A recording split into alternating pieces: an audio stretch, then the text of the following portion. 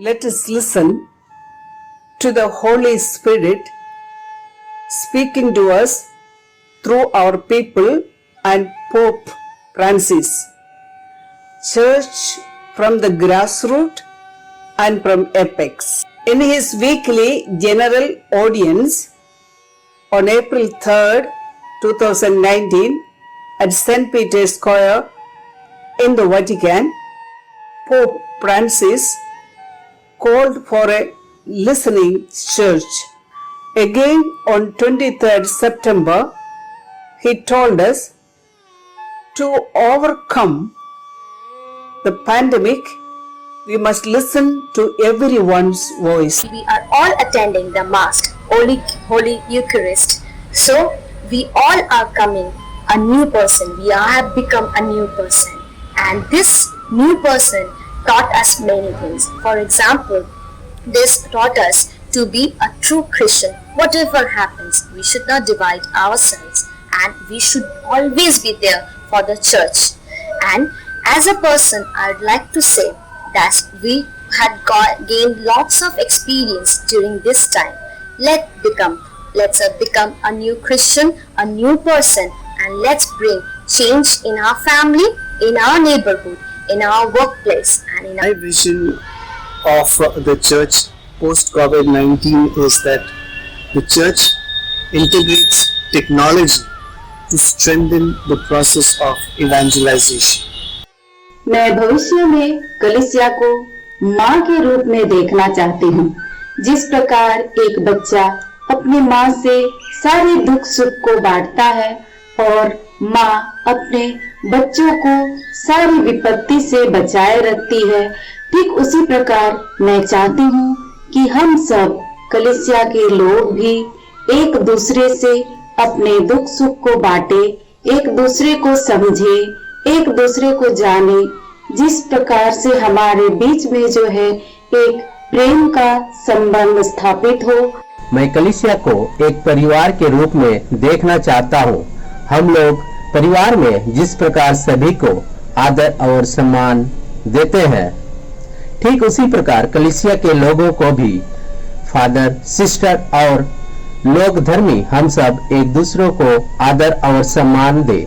इस तरह हमारा कलीसिया आगे बढ़ेगा। मैं हमारी कलीसिया को कोविड-19 के बाद ईश्वरीय प्रेम और पड़ोसी प्रेम से ओतप्रोत परिपक्व ख्रिस्तीय जीवन के रूप में परिकल्पना करती हूँ, जिससे हरेक विश्वासी भीषण संकट में भी गुलाब की कली की तरह खिलता रहे और पड़ोसी प्रेम की सुगंध को दुनिया के कोने कोने तक फैलाता रहे।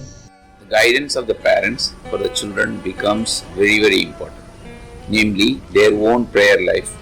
Develop the domestic church, the small Christian church, with the help of the religious, to make that unit as a lively faith community. If small communities, such communities are developed, such communities are fostered, then what will happen is the faith of the church will be alive. जिस तरह डाली पौधे से जुड़ी रहकर जीवित रहती है, हम लोग धर्मी भी बाइबल के कथनों पर विश्वास, इसके अध्ययन तथा मनन चिंतन द्वारा ही इस कोविड महामारी से बचे रहे और जीवित रहे।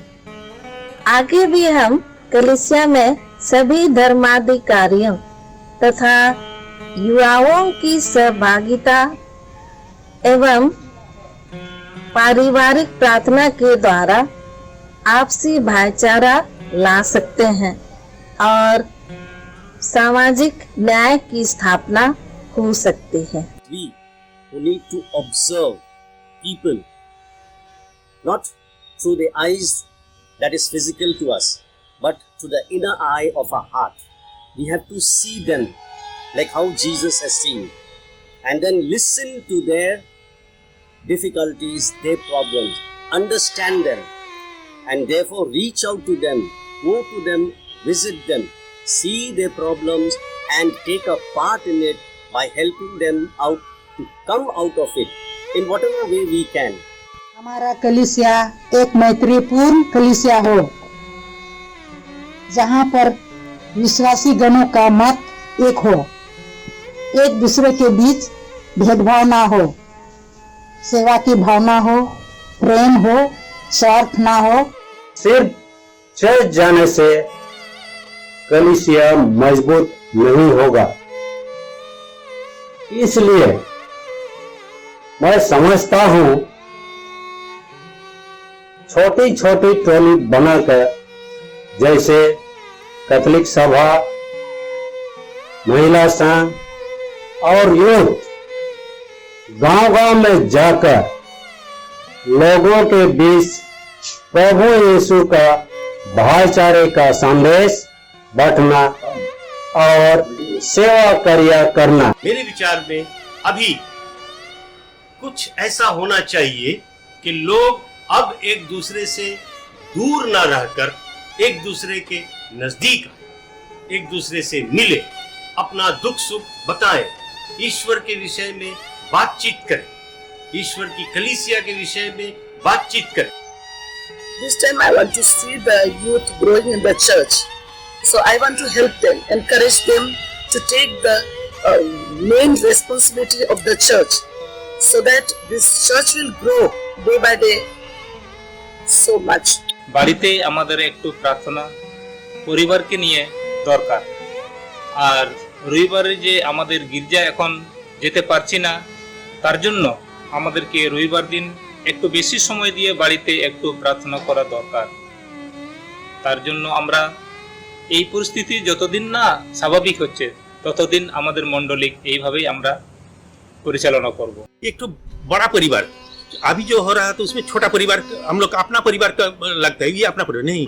जीसस बोल करके ये है सब कोई अपना परिवार है, अपना नेबर को अपना माफिक सोचिए और उसको साथ में प्यार भाव रखिए।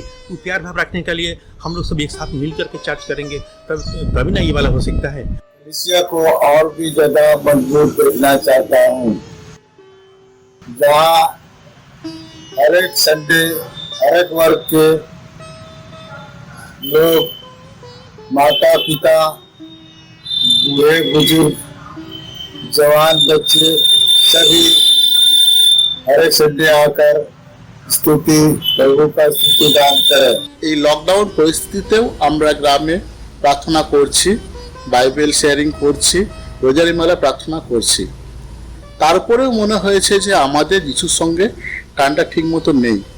অনেক আমরা আলোচনা করার পর বুঝতে পারলাম যে পবিত্র কমিউনিয়ন আমরা নিচ্ছি না, পরম প্রসাদ নিচ্ছি না বলেই মনে হয় টানটা আমরা অনুভব করতে পারছি না।